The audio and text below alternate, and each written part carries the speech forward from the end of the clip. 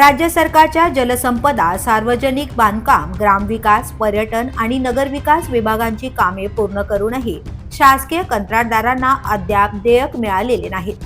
देयक काढण्यासाठी जिल्हा पातळीवरील अधिकारी लाच मागत असल्याचा गंभीर आरोप कंत्राटदारांनी केलाय। या पार्श्वभूमीवर लाच मागणाऱ्या अधिकाऱ्यांविरोधात नावानिशी लेखी तक्रारी लाचलुचपत विभाग आणि लोकायुक्तांकडे देण्याचा निर्णय कंत्राटदार संघटनेने घेतला आहे।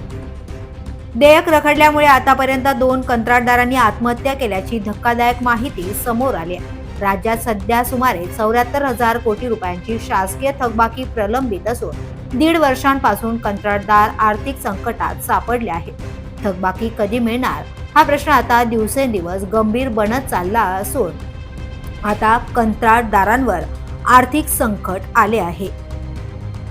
The police news bureau, Mumbai.